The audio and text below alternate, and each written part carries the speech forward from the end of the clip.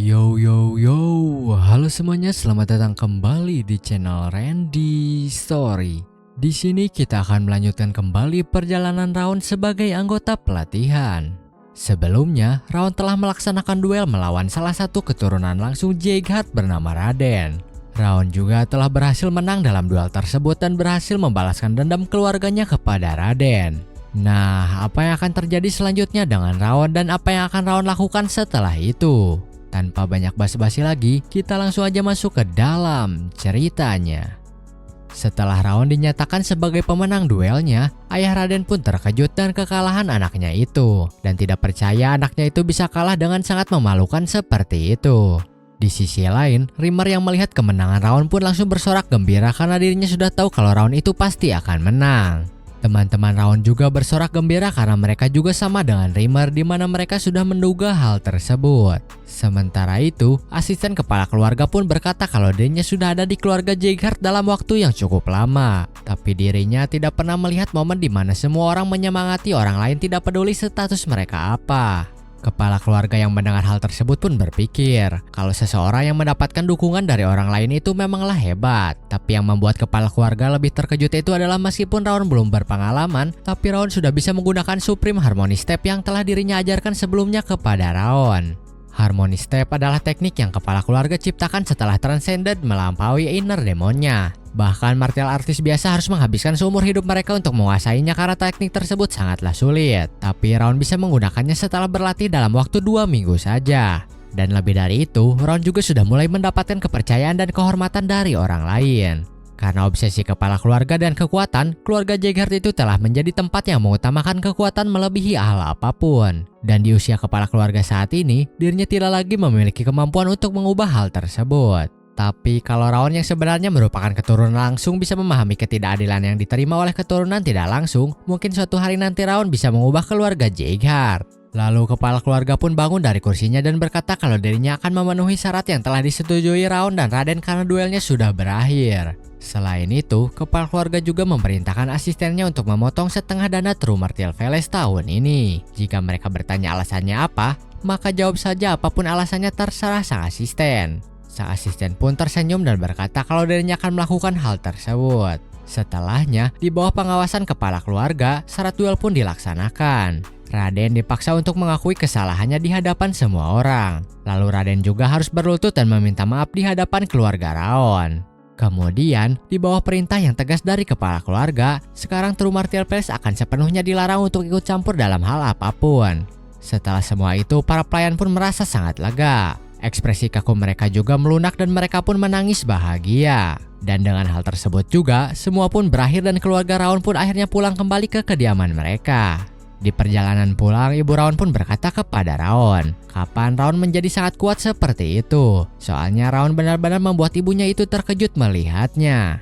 Raon pun menjawab kalau dirinya akan menjelaskan hal tersebut nanti. Di sisi lain, ada seseorang yang sedang melihat Raon dari atas benteng. Orang tersebut berkata kalau Raon itu terlihat seperti anak biasa, tapi cara Raon bertarung itu terlihat seperti orang yang berbeda. Selain itu, ada orang lain juga yang sedang melihat Raon dan mereka berkata kalau skill Raon itu benar-benar luar biasa. Sehingga perkataan Rimmer itu bukanlah dilebih-lebihkan. Mereka juga berkata baik swordmanship maupun footwork Raon itu nyaris tanpa celah. Jadi Raon itu bisa disebut sebagai orang yang berbakat.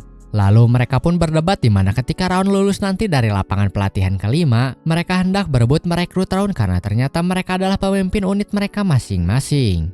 Bahkan mereka juga sampai ingin menawarkan Raon di posisi petarung utama di unit mereka. Lalu seseorang pun berkata, meskipun Raon itu akan menjadi lulusan terbaik di lapangan pelatihan kelima, tapi Raon itu bukanlah satu-satunya orang yang hebat di lapangan pelatihan kelima. Masih ada Marta, Runaan, dan Buren yang tidak kalah kuat dari Raon. Dan mereka juga memiliki bakat untuk menjadi warrior tingkat atas kemanapun mereka pergi nantinya. Oleh karena itu, proses seleksi yang akan datang itu pastinya akan menjadi proses seleksi yang sangat menarik. Setelah itu, kita langsung dialihkan ke kamar Raon. Di sini Raon sedang bersama dengan Judiel. Lalu Judiel bertanya apakah Raon sudah merencanakan semuanya ketika duel sebelumnya. Raon pun menjawab kalau dirinya memang sudah merencanakan hal tersebut sampai titik tertentu. Dan Raon juga yakin kalau dirinya memang akan menang dalam duel tersebut. Mendengar hal tersebut, Judiel pun berkata kalau Raon itu benar-benar orang yang menyeramkan. Tapi selain itu, Raon juga adalah orang baik di mata Judiel. Raon pun bertanya kenapa Judiel bisa merasa seperti itu. Judiel pun menjawab kalau Raon pernah menyelamatkan dirinya dari Charon. Jadi dirinya sangat berterima kasih atas hal tersebut. Lalu Judiel pun izin pamit supaya Raon bisa segera beristirahat. Setelah Judiel keluar dari kamar Raon, Raon pun berpikir kalau ekspresi Judiel barusan itu bukanlah sebuah akting. Caranya berusaha untuk melindungi ibu Raon juga sama. Bahkan sorot matanya saja menunjukkan kalau Judiel melakukan hal tersebut dengan tulus. Oleh karena itu, Raon juga berpikir untuk memberitahu Judiel tentang Redrum di mana hal tersebut adalah kebohongan Raon saja. Setelah itu, kita langsung dialihkan ke tempat Rimmer dan kepala keluarga. Di sini Rimmer sedang memamerkan perhiasan yang dirinya dapatkan dari taruhan duel antara Raon dan Raden. Selain itu, ternyata Rimmer juga mendapatkan banyak eliksir yang bisa dirinya bagikan kepada anggota pelatihan berkat kemenangan duel Raon. Lalu kepala keluarga pun berkata kalau dirinya ragu Rimmer datang jauh-jauh hanya untuk pamer hal tersebut saja. Jadi kepala keluarga langsung memerintahkan Rimmer untuk langsung memberitahu intinya saja kepada dirinya. Rimmer pun berkata kalau tujuannya datang itu adalah untuk mengajukan sesuatu kepada kepala keluarga. Kepala keluarga yang mendengarnya pun berkata kalau dirinya sudah menyerahkan semua hal tentang pelatihan kepada Rimmer, jadi Rimmer mau mengajukan hal apa lagi. Rimmer pun menjawab kalau hal tersebut bukanlah tentang latihan, tapi Rimmer yang meminta persetujuan kepala keluarga untuk merubah ujian kelulusan anggota pelatihan kelima. Saat ini, ujian kelulusan itu ditentukan dari mendapatkan pengakuan instruktur atau lolos dalam pertarungan antar anggota pelatihan. Tapi semua anggota pelatihan di lapangan pelatihan kelima sudah pernah menghadapi ujian seperti itu ketika melawan kenaik keluarga Owen. Selain itu, dalam misi kedua mereka juga, mereka selamat dari pertarungan hidup dan mati serta bisa membunuh untuk pertama kalinya. Jadi mereka semua sudah melalui banyak ujian meskipun masih anggota pelatihan. Dengan kata lain, yang dibutuhkan oleh anggota pelatihan kelima adalah ujian yang baru. Rimmer pun berkata kembali kalau dirinya memiliki rencana untuk membuat ujian kelulusan mereka menjadi ujian bertahan hidup, di mana mereka nantinya akan seperti orang yang dicoret dari nama Jeighard dan berhasil bertahan hidup sendirian di dunia luar tanpa bantuan dari Jeighard. Bahkan jika hal tersebut juga menunda mereka menjadi swordman, mereka akan meraih tingkatan master yang lebih besar dari orang lain. Oleh karena itu, Rimmer pun bertanya apakah kepala keluarga akan menyetujui proposal tersebut. Mendengar semua perkataan Rimmer barusan, kepala keluarga pun berkata kalau Rimmer sudah banyak berubah. Ketika pusat energi Rimmer hancur, Rimmer pun mundur dari medan perang dan wajah yang diselimuti oleh bayangan. Namun sejak Rimmer memimpin lapangan pelatihan kelima, kepala keluarga tidak lagi melihat wajah Rimmer yang seperti itu. Jadi alih-alih Rimmer mengajari mereka semua, hal tersebut juga membuat semangat Rimmer membara kembali seperti para anggota pelatihan. Bahkan asisten kepala keluarga pun setuju dengan perkataan kepala keluarga, karena Rimmer terlihat jauh lebih bahagia belakangan ini. Mendengar hal tersebut dari kepala keluarga, Rimmer pun merasa malu. Lalu Rimmer pun berkata kalau dirinya sepertinya berbakat untuk mengajari anak-anak. Rimmer juga berkata kalau sebentar lagi mungkin saja dirinya akan melatih kepala keluarga Jeighard selanjutnya dengan kedua tangannya sendiri. Mendengar hal tersebut, kepala keluarga pun bertanya apakah maksud Rimmer itu adalah Raon.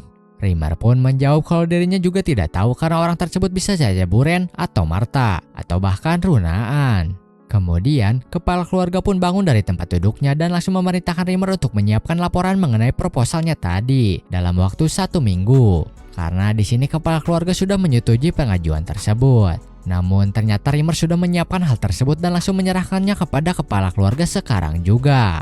Setelah itu, kita langsung dialihkan ke lapangan pelatihan kelima. Semua anggota sedang berkumpul karena Rimmer memanggil mereka semua. Tapi di sini Rimmer sendiri belum datang sehingga semua anggota pun bertanya-tanya sebenarnya Rimmer sedang ada di mana. Lalu beberapa menit kemudian, akhirnya Rimmer pun datang dan berkata kalau dirinya mampir ke panti asuhan dulu di perjalanan, makanya dirinya telat datang. Buren yang mendengar hal tersebut pun merasa kesal karena itu hanyalah alasan Rimmer saja. Kemudian, Rimmer pun langsung masuk ke topik utama yang hendak dirinya beritahukan kepada semua anggota pelatihan, yaitu Rimmer mengumumkan kalau semuanya akan memulai ujian kelulusan sebentar lagi. Mendengar pengumuman tersebut, anggota pelatihan pun bertanya kalau begitu berarti mereka harus diakui oleh instruktur atau memenangkan duel. Rimmer pun menjawab kalau ujian mereka itu akan sedikit berbeda dari biasanya, karena semua anggota pelatihan sudah mendapatkan begitu banyak pengalaman mulai dari berduel melawan kenaik dari Owen, mengalami pertempuran nyata dan Short North Union, hingga bertahan dari serangan Eden yang tidak terduga. Oleh karena itu, Rimmer pun memutuskan daripada mereka melakukan ujian yang biasanya, lebih baik mereka keluar dan melihat sendiri betapa luas dan kerasnya dunia yang sebenarnya, yang tidak lain dan tidak bukan adalah survival. Semua anggota pelatihan akan menjalankan ujian 1 bulan lagi. Mereka semua harus bertahan hidup tanpa apapun kecuali pedang yang mereka bawa. Bahkan nama Jigheart juga akan dihilangkan dari status mereka. Tentu saja ada anggota yang takut melakukan hal tersebut, jadi Rimmer sudah menyiapkan ujian alternatifnya. Setelah pengumuman tersebut, Runahan pun bertanya kepada Raon apakah dirinya akan melakukan ujian tersebut. Raon pun menjawab kalau dirinya akan melakukan ujian tersebut. Karena Raon akan melakukannya, Runahan pun memutuskan kalau dirinya juga akan mengikutinya. Lalu Buren pun berkata kalau Rimmer pasti memiliki alasan tersendiri melakukan hal tersebut, jadi dirinya akan melakukannya juga. Sedangkan Martha berkata kalau dirinya sudah melakukan hal tersebut dari kecil, jadi sudah pasti dirinya akan ikut melakukannya juga. Mengetahui mereka akan mengikuti ujian tersebut, Rimmer pun bertanya apakah mereka tidak terlalu cepat memutuskan hal tersebut. Soalnya mereka belum tahu mereka akan ditempatkan di mana. Terutama Raon, karena Raon adalah murid berbakat, jadi mungkin anggota yang lain hanya mengikuti Raon tanpa memikirkannya. Raon pun menjawab kalau hal tersebut memang sulit, tapi mereka semua tahu kalau Rimmer tidak akan mengajukan ujian tersebut tanpa alasan. Dan sudah pasti Rimmer tidak akan memberikan tantangan yang tidak bisa mereka selesaikan. Mendengar hal tersebut, Rimmer pun tersenyum. Lalu Rimmer pun berkata kalau begitu Rimmer akan mengumumkan tempat tujuan mereka dalam ujiannya. Yang pertama ada Buren yang akan pergi ke tempat bernama Lepine Desert. Yang kedua ada Martha yang akan ditempatkan di Saiyan Canyon. Lalu Runahan ditempatkan ke Katam Jungle. Sedangkan Raon akan ditempatkan di Habun Castle di timur laut. Rimmer juga memberitahu Raon kalau tempat tujuan Raon itu adalah medan perang yang tidak pernah berhenti. Tempat tersebut adalah zona perang di mana mereka bertempur melawan monster dari Laut Utara dan pegunungan Sterin selama 1 tahun penuh tanpa henti. Orang-orang di sana juga bahkan tidak punya waktu untuk menyarungkan pedang mereka. Jadi tempat itu dijuluki sebagai Battlefield of Hell. Yang lain juga akan mengalami kesulitannya masing-masing, tapi Raon akan lebih menderita di tempat tersebut. Setelah itu, Rimmer pun langsung membubarkan semua anggota pelatihan dan menyuruhnya mempersiapkan ujiannya dengan sungguh-sungguh. Lalu kita langsung dialihkan ke kediaman Raon di mana Raon sedang berlatih di halaman rumahnya sambil dilihat oleh ibunya dan pelayannya. Kemudian, sang pelayan pun bertanya kepada ibu Raon. Bukannya akhir-akhir ini Raon terlalu memaksakan dirinya, apalagi Raon baru beristirahat sebentar setelah duel sebelumnya. Sejujurnya, sang pelayan berharap Raon menolak ujian kelulusannya itu, apalagi tempat tersebut jauh dan sangat berbahaya. Ibu Raon pun berkata kalau hal tersebut memang benar, tapi hal tersebut juga menjadi kesempatan bagi Raon untuk bisa lebih berkembang lagi. Selain itu, karena Raon ditempatkan di Habun Castle, jadi sudah pasti Raon ingin mempersiapkan semuanya dengan baik. Ibu Raon juga berpikir daripada mengkhawatirkan Raon, mereka lebih baik fokus saja mendukung Raon dari belakang, agar Raon bisa konsentrasi dengan latihannya. Di sisi lain, setelah pengumuman ujian sebelumnya, Raon pun berusaha meningkatkan intensitas latihannya dalam seminggu. Tapi meski sudah melakukan hal tersebut, Raon masih merasa belum siap untuk ujian kelulusannya. Monster-monster di Habun Castle memiliki kulit yang tebal yang bahkan pedang sekalipun masih sulit untuk menembusnya. Teknik pedang Jigheart memiliki pendekatan yang seimbang antara serangan dan pertahanan, yang dimana membuat Raon tidak diuntungkan dalam melawan mereka. Meskipun Raon memiliki 10,000 Flame, tapi karena itu adalah teknik pamungkas, penggunaan auranya juga terlalu besar, sehingga membuat pertarungan jangka panjang tidak efektif bagi Raon. Sejauh ini, Raon masih bisa menggunakan Ring of Fire untuk mengimbangi hal tersebut, tapi Raon tidak bisa selamanya bergantung pada hal tersebut. Jadi sebelum ujian kelulusannya dimulai, Raon harus mencari informasi yang lebih banyak tentang Habun Castle, dan mencari cara untuk menutupi kekurangan 10,000 Flame. Yang dibutuhkan Raon saat ini itu adalah sebuah teknik pedang baru yang ofensif. Dan untuk mendapatkan teknik tersebut, Raon pun akhirnya harus menggunakan medali silver yang didapatkannya sebelumnya. Lalu Raon pun mendatangi kepala keluarga untuk menukarkan medali tersebut dan teknik pedang yang cocok dirinya gunakan di Habun Castle. Mendengar Raon yang ingin menukarkan medali tersebut dengan teknik pedang, kepala keluarga pun bertanya apakah Raon yakin ingin menukarkannya dengan teknik pedang saja. Raon pun menjawab kalau hal tersebut memang benar. Meskipun niat Raon adalah untuk mengembalikan ibunya sebagai keturunan langsung, tapi kalau Raon masih lemah hal tersebut itu percuma saja. Selain itu, untuk mengembalikan posisi ibunya juga dibutuhkan medali gold bukanlah silver. Jadi Raon pun memutuskan untuk menggunakan medali tersebut untuk membuat Raon lebih kuat saja, supaya dirinya bisa mendapatkan medali gold ke depannya. Mendengar alasan Raon barusan, kepala keluarga pun langsung mengeluarkan sebuah buku yang berisi teknik pedang. Menurut kepala keluarga, teknik tersebut adalah teknik yang cocok Raon gunakan di Habun Castle. Kalau Raon tidak suka, maka Raon bisa memilih teknik yang lain. Teknik yang baru saja diberikan oleh kepala keluarga itu adalah teknik yang bernama Fang of Insanity. Kemudian, Raon pun berpikir kalau kepala keluarga itu selalu memberikan sesuatu yang berharga dan berguna. Jadi Raon pun memutuskan untuk mengambil teknik yang dipilihkan oleh kepala keluarga saja.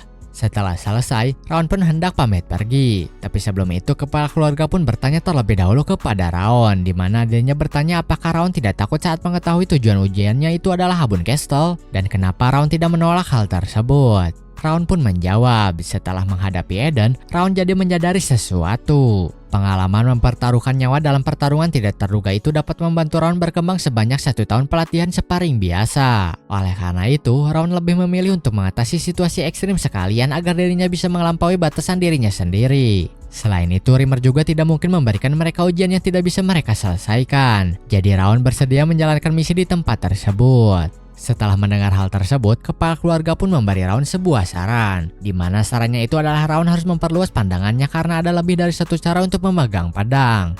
Lalu Raon pun berterima kasih atas saran dan teknik yang sudah kepala keluarga berikan dan pergi. Di sisi lain, Rimmer pun tiba-tiba muncul dari balik kursi kepala keluarga, karena ternyata dirinya dari tadi mendengar obrolan kepala keluarga dengan Raon.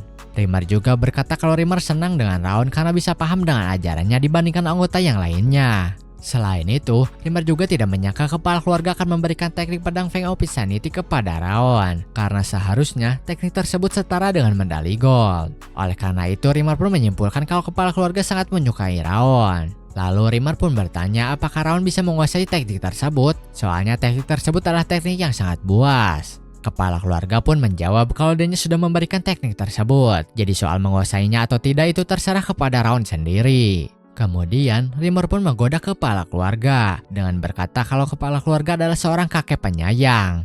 Mendengar banyak godaan dari Rimmer, kepala keluarga pun merasa kesal dan langsung menghukum Rimmer atas perilakunya. Hukuman tersebut pun membuat Rimmer berteriak sangat kencang sampai Raon yang sedang berjalan pulang pun terkejut mendengarnya. Feng of Insanity adalah teknik Sense Sword kelas atas yang merupakan teknik buas yang tidak kenal ampun seperti taring binatang buas. Teknik itu juga bertujuan untuk mencabik-cabik tenggorokan musuh. Tapi Sense Sword bukan sesuatu yang bisa dikuasai hanya dengan teori saja. Untuk menguasai teknik tersebut, Raon pun mulai bertarung tanpa kenal lelah dengan anggota pelatihan yang lainnya. Raon tiap hari selalu memegang pedangnya tanpa lelah sampai hari sebelum ujian kelulusan dimulai. Di setiap pertarungan yang dijalani oleh Raon, pedang Raon itu harus lebih tajam tanpa kenal ampun sampai Raon mencapai level yang lebih tinggi. Setelah tidak ada anggota pelatihan lain untuk diajak bertarung, akhirnya Raon menyadari esensi sebenarnya dari teknik Feng of Insanity. Lalu waktu pun berlalu dengan cepat hingga malam terakhir sebelum ujian kelulusan pun tiba. Di sini Raon sedang diobati oleh Judiel di kamarnya karena belakangan ini Raon sering terluka. Judiel juga berkata kepada Raon kalau ujian Raon akan dimulai besok. Jadi Raon harusnya tidak memaksakan diri untuk terus berlatih sampai-sampai membuat orang lain khawatir. Setelah itu, Raon pun berkata kalau dirinya ingin memberitahu Judiel mengenai suatu hal sebelum dirinya berangkat besok. Raon pun memberitahu Judiel kalau rejom yang dirinya katakan itu adalah sebuah kebohongan. Mendengar hal tersebut, Judiel pun hanya bisa terdiam saja. Lalu Raon pun menyimpulkan kalau Judiel sampai berdiam diri seperti itu berarti Judiel sudah tahu hal tersebut. Judiel pun menjawab kalau dirinya tidak yakin tapi dirinya juga merasa curiga dengan ucapan Raon mengenai Rage Worm. Awalnya, Judiel benar-benar percaya dengan Rage Worm. Judiel juga sangat takut untuk meragukan hal tersebut karena dirinya ingin bertahan hidup. Namun setelah menghabiskan waktu yang cukup lama di kediaman Raon, apalagi semua yang ada di sana memperlakukan Judiel dengan sangat baik, Judiel pun mulai menyadari kalau yang Raon lakukan kepada dirinya itu hanyalah perbuatan untuk melindungi keluarganya saja. Oleh karena itu, Judiel pun mulai curiga kalau Rage Worm itu tidak pernah ditanamkan ke dalam tubuhnya oleh Raon. Tapi meski begitu, Judiel tidak memiliki bukti sama sekali dan hanya bisa curiga saja. Kemudian, Judiel pun bertanya kenapa Raon mengatakan semua itu sekarang kepada dirinya. Raon pun menjawab kalau dirinya menyampaikan hal tersebut karena Judiel sudah berubah. Sama seperti Judiel yang melihat Raon sudah berubah, Raon juga melihat Judiel sudah berubah di mana Judiel sudah tidak menggunakan topengnya lagi. Bahkan saat Raden membuat keributan di kediaman mereka saja, Judiel berani maju ke depan untuk melindungi orang lain. Selain itu, Raon juga menemukan sebuah laporan yang sangat berguna di tempat tidur Raon yang merupakan perbuatan Judiel. Jadi Raon pun sangat berterima kasih kepada Judiel. Lalu tiba-tiba Judiel pun berkata kalau dirinya mempunyai seorang adik. Saat Judiel dijual, mereka berdua jadi terpisah dan Judiel tidak tahu ada di mana adiknya itu sekarang. Setelah itu, Judiel pun diberikan sebuah harapan di mana Judiel bisa melihat adiknya kembali kalau menuruti perintah mereka. Jadi mau tidak mau Judiel harus melakukan hal tersebut. Mendengar hal tersebut, Raon pun langsung berkata kalau dirinya akan menemukan adik Judiel. Karon juga masih mengincar Raon, jadi suatu hari nanti Raon harus menghadapinya. Dan begitu Raon menyelesaikan urusan tersebut, maka Raon akan menemukan adik Judiel asalkan adiknya itu masih hidup. Lalu Judiel pun bertanya bagaimana kalau dirinya melaporkan Raon kepada Karon. Dan kenapa Raon bicara jujur tentang Rejurm kepada dirinya. Raon pun menjawab kalau dirinya yakin Judiel tidak akan melakukan hal tersebut. Jadi apa yang akan Judiel lakukan mulai sekarang? Judiel pun menjawab kalau mulai sekarang dirinya akan mengikuti Raon. Jadi ketika Raon membutuhkan apapun, bisa katakan saja kepada Judiel. Mendengar hal tersebut, Raon pun langsung memerintahkan Judiel untuk menjaga kediamannya selama Raon pergi menjalankan ujian. Dengan begitu malam pun berlalu dan hari dimulainya ujian kelulusan pun tiba. Di lapangan pelatihan kelima, Rimmer pun berkata kalau waktu ujiannya sudah tiba. Dan mulai sekarang mereka semua hanya harus bertahan hidup sendiri selama 1 tahun dan kembali dengan selamat. Setelah melewati ujian tersebut, mereka semua pasti akan menjadi lebih kuat. Kemudian Rimmer pun langsung menyerahkan pimpinannya kepada Raon untuk memberikan beberapa kata untuk mewakili semuanya. Raon pun langsung berkata, kalau seorang warrior yang selamat dari pertarungan itu maka orang tersebut tidak akan mati dengan mudah. Apalagi semua anggota sudah melalui banyak pengalaman yang sangat berharga. Jadi mereka semua tidak akan mati dengan mudah. Oleh karena itu, Raon ingin semuanya kembali dengan lebih kuat tanpa rasa malu ke lapangan pelatihan kelima 1 tahun lagi. Melihat Raon yang mengucapkan kata-kata tersebut, Rimmer pun sangat yakin kalau Raon itu bukanlah murid biasa. Karena diri Raon itu memang sudah spesial dari sananya. Mulai dari kemampuan, sifat tenangnya, hati yang luas dan tekad untuk selalu bekerja lebih keras dari siapapun. Yang terakhir saat pertarungan Rimmer melawan Raon untuk persiapan ujian, Raon juga telah menunjukkan kalau Raon sudah menguasai teknik Fang of Insanity. Sampai-sampai Raon berhasil melukai lengan Rimmer. Rimmer juga berharap Raon bisa bertahan hidup dalam ujian kelulusannya. Kalau tidak, maka Rimmer akan menyesal sampai mati karena tidak bisa melihat lahirnya Raja Jaeger yang baru dengan matanya sendiri. Setelah itu, para anggota pelatihan pun memberikan salam mereka kepada Rimmer dan bersiap untuk pergi ke tempat tujuan mereka masing-masing. Selain itu, Rimmer juga berkata kepada semua anggota pelatihan kalau dirinya akan menunggu semuanya di lapangan pelatihan kelima. Jadi pastikan semuanya kembali dengan menjadi lebih kuat. Di sisi lain, Buren berkata kepada Raon kalau dirinya akan berlatih untuk bisa melampaui Raon, jadi jangan membuat Buren kecewa ketika kembali nanti. Sedangkan Martha berkata kepada Raon kalau Raon jangan sampai mati karena setelah kembali nanti dirinya akan menghajar Raon. Sementara itu, Runan langsung mendekati Raon untuk memberikannya bola-bola es krim sebagai hadiah perpisahan. Lalu Runan pun berkata kalau dirinya akan pergi segera dan meminta Raon berhati-hati di luar sana. Kemudian setelah mereka pergi, Raon pun berkata kepada seseorang kalau mereka juga harus segera pergi. Ternyata Raon ke Habun Castle itu tidaklah seorang diri, melainkan Raon akan pergi bersama Dorian. Di sini, Dorian sangat tertekan karena dirinya harus pergi ke tempat yang mengerikan bersama Raon. Raon yang tidak bisa berlama-lama di sana terus pun langsung menggusur Dorian karena mereka harus pergi ke suatu tempat terlebih dahulu untuk memberi perlengkapan sebelum bertarung, dan tempat tersebut itu adalah Kamelun yang merupakan kota para pedagang. Setelah Raon dan Dorian sampai di pasar utama Kamelun, Raon pun merasa kalau di sana tidak ada barang yang dirinya butuhkan, sehingga dirinya berpikir untuk pergi ke pasar gelap saja. Lalu Dorian pun berkata kepada Raon, sepertinya di sana memang tidak ada barang yang Raon cari. Jadi Dorian juga langsung mengajak Raon untuk pergi ke pasar gelap. Mengetahui Dorian yang tahu tentang pasar gelap, Raon pun merasa heran kenapa Dorian bisa tahu tentang pasar gelap di Kamelun. Dorian pun memberitahu Raon kalau dirinya akan berasal dari keluarga pedagang, jadi dirinya juga ahli dalam mengumpulkan informasi di industri perdagangan. Mendengar hal tersebut, Raon pun jadi paham kenapa Dorian menyiapkan perlengkapan menyamar pada misi sebelumnya. Selain itu, Raon juga awalnya sempat curiga, tapi siapa sangka Dorian benar-benar berasal dari keluarga pedagang. Oleh karena itu, Raon pun memutuskan untuk tidak perlu berpura-pura lagi kepada Dorian dan langsung mengajaknya pergi ke pasar gelap. Kemudian, Dorian pun berkata kalau mereka harus menggunakan jalan rahasia untuk memasuki pasar gelap. Jadi apakah Raon tahu jalannya? Raon yang mendengarnya pun sempat terkejut, tapi dengan santainya Raon pun berkata kalau dirinya tahu jalannya karena Rimmer telah memberitahu dirinya. Setelah itu, mereka berdua pun langsung masuk ke pasar gelap. Setelah masuk, Dorian pun cukup terkesima dengan pasar gelapnya karena dirinya tidak menyangka kalau tempatnya itu bisa sangat besar dan lebih besar daripada kota yang ada di atas. Lalu Dorian pun bertanya barang apa yang sedang dicari oleh Raon. Raon pun menjawab kalau mereka harus melihat katalog terlebih dahulu untuk menentukan hal tersebut. Beberapa menit kemudian, akhirnya Raon pun menemukan barang yang dirinya cari, yaitu Black Butterfly yang akan dijual di pelelangan dengan harga mulai dari 10 koin emas. Melihat barang tersebut, Dorian pun berkata kalau harganya lebih mahal dari yang dirinya duga. Raon juga berpikir kalau barang tersebut memang cukup mahal meskipun Raon bisa membelinya, tapi resikonya terlalu tinggi untuk dibeli begitu saja. Oleh karena itu, Raon pun memutuskan untuk mencari pegadaian dan mendapatkan uang tambahan untuk jaga-jaga.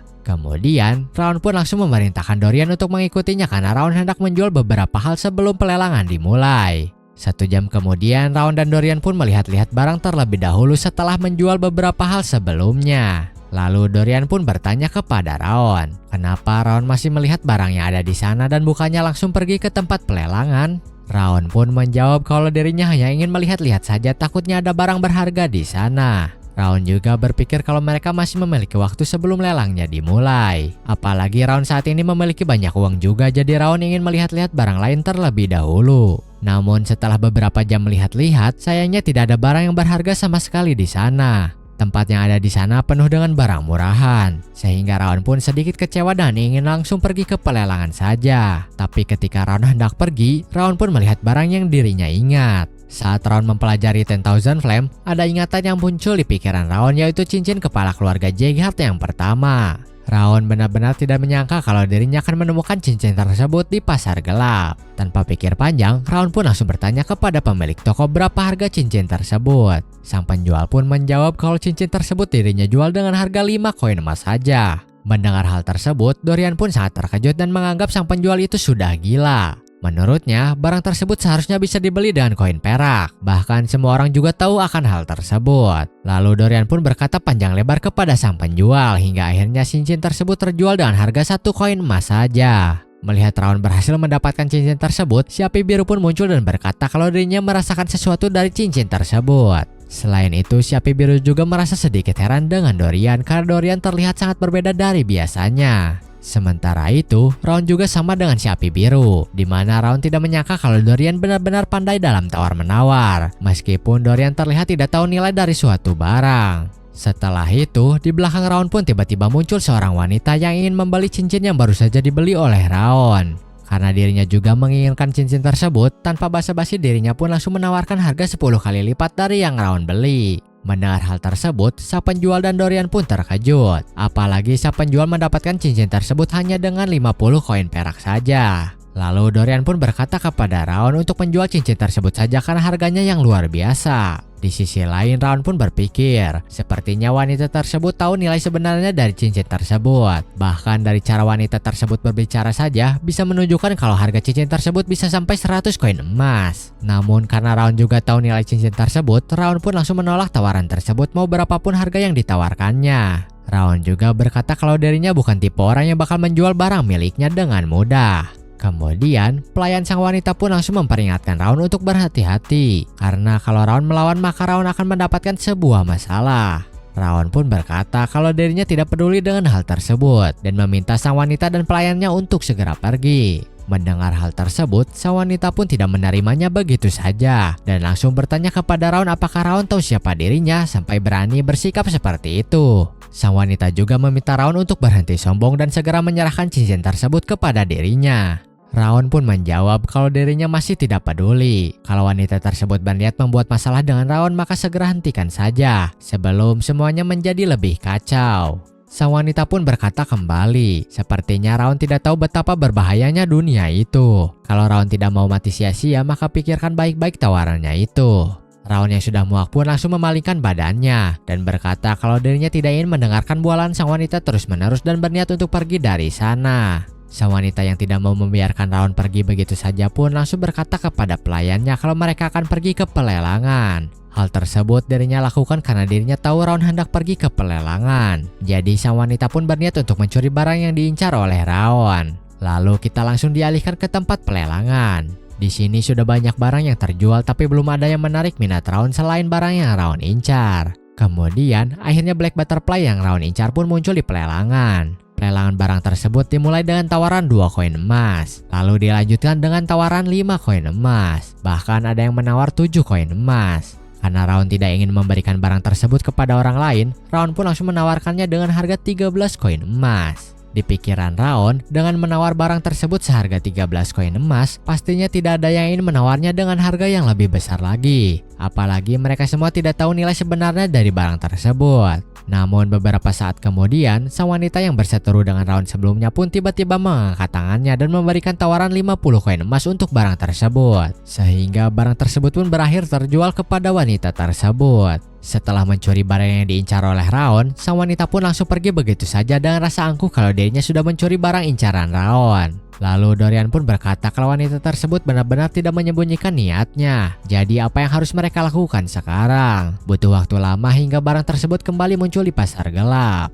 Raon pun berkata kalau Dorian tenang saja. Raon juga meminta Dorian untuk membawa alat untuk menyusup karena Raon hendak mencuri barang tersebut. Assassin terkemuka di benua itu punya kekuatannya masing-masing. Ada yang gesit, ada yang lihai, dan ada juga yang mengandalkan kekuatan mereka. Tapi di kehidupan Raon sebelumnya, dirinya terkenal sebagai assassin yang paling sunyi dan semua itu berkat tekniknya yang bernama Silent Step. Raon awalnya mengira kalau dirinya tidak akan menggunakan teknik tersebut di kehidupannya sekarang karena sudah berlatih Harmony Step. Namun siapa sangka Raon akan menggunakan teknik tersebut lagi untuk mencuri barang. 10 menit yang lalu, setelah Dorian membawa alat penyusup yang Raon minta, ternyata Raon juga meminta Dorian untuk mencari informasi tentang sang wanita juga. Setelah mendapatkan informasi, Dorian pun berkata kepada Raon untuk merelakan Black Butterfly-nya begitu saja. Karena wanita tersebut adalah seorang putri bernama Jaina dari kerajaan Balkar. Jaina itu adalah wanita yang pandai menggunakan magic sejak kecil. Dia juga mampu menakar nilai artefak magic yang membuat Raja Balkar sangat menghormatinya. Dorian juga berkata kalau mereka lebih baik menunggu item selanjutnya saja daripada berusaha mencuri dari sang putri. Mendengar hal tersebut, Raon malah merasa sedikit senang karena sang putri itu pasti tamu VIP di pelelangan. Tidak seperti tamu biasanya, item yang dibeli tamu VIP itu akan dipindahkan ke ruang penyimpanan khusus, yang artinya saat ini adalah saat yang tepat untuk mencurinya. Lalu Raon pun langsung bergegas pergi untuk mencuri item tersebut dengan meninggalkan Dorian begitu saja. Kemudian, kita langsung dipindahkan ke saat Raon hendak mencuri item tersebut. Item tersebut juga saat ini sedang dijaga oleh 2 orang yang sedang bermain kartu. Setelah itu, karena para penjaga sedang teralihkan oleh permainan kartu mereka, Raon pun langsung menjalankan aksinya.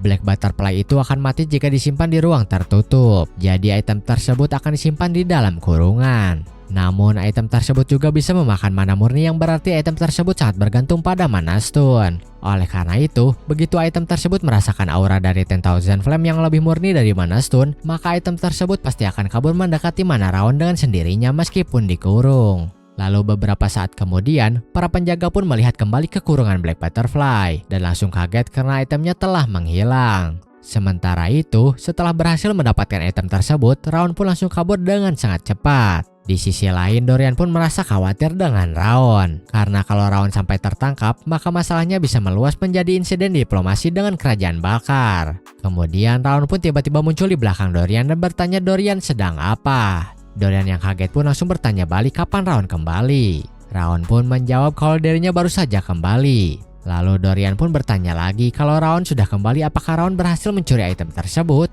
Raon pun menjawab kalau dirinya memang berhasil sambil memperlihatkan kantong yang berisi item tersebut. Setelah itu, di belakang Dorian muncullah sang putri yang datang-datang langsung menyombongkan dirinya yang sudah mencuri Black Butterfly dari Raon. Selain itu, sang putri juga memberikan tawaran lagi kepada Raon, tapi Raon langsung menolaknya mentah-mentah. Kemudian di belakang sang putri pun muncul penjaga yang ingin memberikan informasi kepada sang putri kalau item yang dirinya beli di pelelangan telah hilang dan sepertinya ada yang mencuri item tersebut. Mengetahui itemnya hilang, sang putri pun langsung menyimpulkan kalau item tersebut pastinya dicuri oleh Raon. Dari tampang Raon saja sudah terlihat kalau Raon lah yang mencuri item tersebut karena terlihat seperti sedang memojokkan sang putri. Lalu sang putri pun berkata pasti Raon lah sang pencuri item tersebut. Apakah Raon tahu siapa dirinya sampai berani mencuri seperti itu? Raon pun bertanya balik kenapa dirinya harus peduli dengan identitas sang putri. Akhirnya sang putri pun membuka topengnya dan mengungkapkan identitasnya seperti informasi yang sebelumnya Dorian sampaikan kepada Raon, di mana sang putri itu adalah Jaina dari kerajaan Balkar. Selain itu, sang putri juga bertanya kembali kepada Raon. Apakah setelah Raon tahu, Raon masih berani berbicara seperti itu kepada dirinya? Sang putri juga berkata kalau kali ini dirinya akan membuat Raon tidak bisa mencuri kembali dan langsung memerintahkan pelayannya untuk menyerang Raon. Tapi pelayan tersebut bukan apa-apa di hadapan Raon sehingga sang pelayan pun langsung tumbang dalam sekali pukul. Bahkan Raon sampai menghajar habis-habisan pelayan sang putri.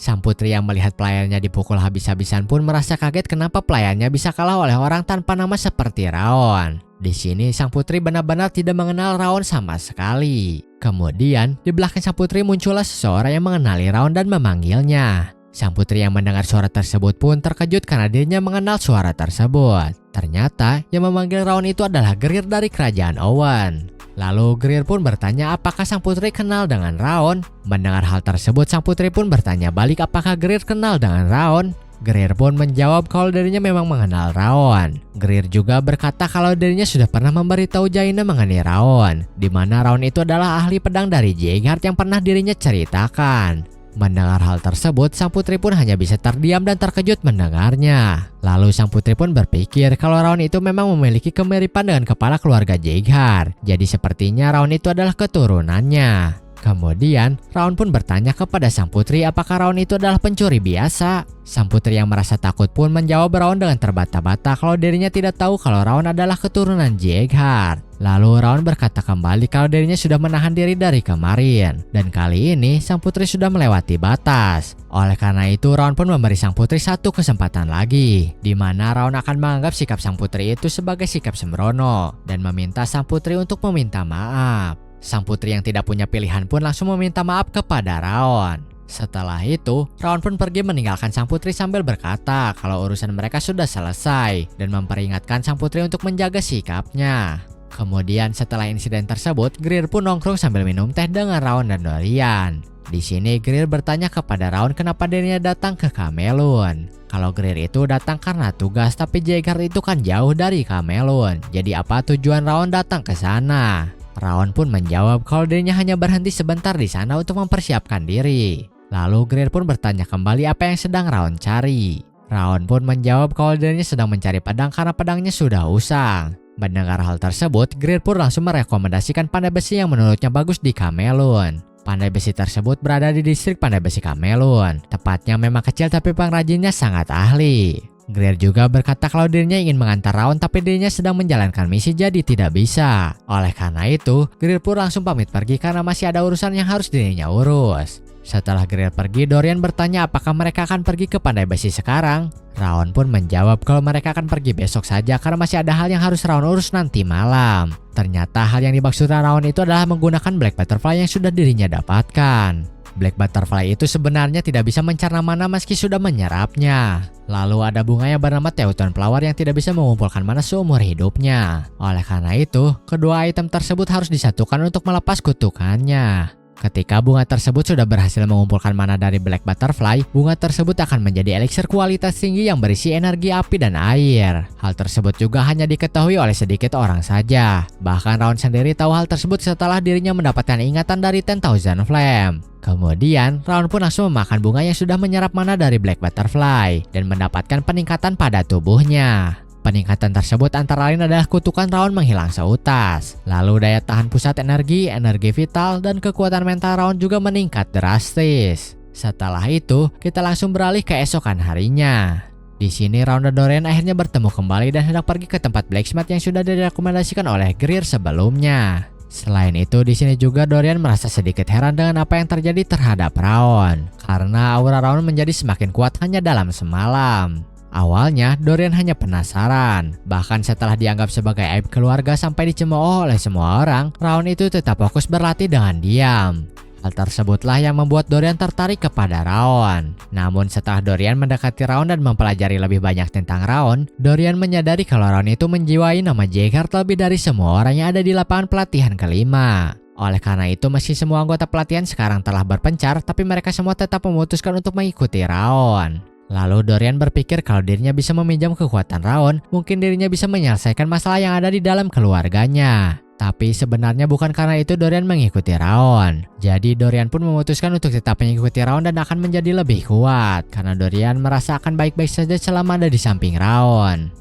Kemudian di perjalanan mereka menuju blacksmith, Raon juga berkata kepada Dorian kalau Raon harus memeriksa teknik milik Dorian karena misi mereka cukup sulit. Setelah itu, mereka berdua pun akhirnya sampai di tempat blacksmith-nya. Mereka juga langsung berkata kepada sang pengrajin kalau mereka datang karena rekomendasi Greer dan berpikir tempatnya itu bisa dipercaya. Mendengar hal tersebut, sang pengrajin pun awalnya tidak percaya dengan ucapan tersebut. Namun setelah sang pengrajin tersebut melihat ke arah Raon, dirinya pun terkejut karena hanya dengan melihat Raon dirinya bisa tahu kalau Raon itu lebih kuat daripada Greer meskipun masih muda. Selain itu, Raon juga terlihat masih belum sempurna di mata sang pengrajin. Tapi aura yang dimiliki Raon itu kuat dan tajam seperti pedang yang bagus. Lalu sang pengrajin pun berkata kalau Raon sudah mencapai tingkat swordmanship yang cukup tinggi di usianya yang masih muda. Dan Raon juga sangat berbeda dengan Greer. Jadi apakah Raon itu dari keluarga Jaeger? Pendengar perkataan sang pengrajin, Dorian pun merasa heran kenapa sang pengrajin bisa tahu padahal mereka belum mengatakan apapun. Sementara itu si api biru pun muncul dan berkata kalau sang pengrajin itu adalah pengrajin sesungguhnya. Karena hanya dengan satu tatapan saja dirinya bisa tahu kemampuan dan garis keturunan seseorang. Kemudian sang pengrajin pun berkata kembali kalau dirinya sudah banyak melihat swordmanship dalam hidupnya. Tapi dirinya tidak pernah melihat seseorang seperti Raon. Lalu Raon pun meminta maaf karena belum memperkenalkan diri dan langsung memperkenalkan diri dengan benar. Mendengar perkenalan diri Raon, sang pengrajin juga langsung memperkenalkan dirinya yang dimana dirinya itu bernama Kuberad. Mendengar nama tersebut, Raon pun langsung tahu kalau Kuberad itu adalah seorang pengrajin yang luar biasa. Dirinya itu adalah bapak dari banyak mahakarya yang dimiliki oleh Owen dan Balker.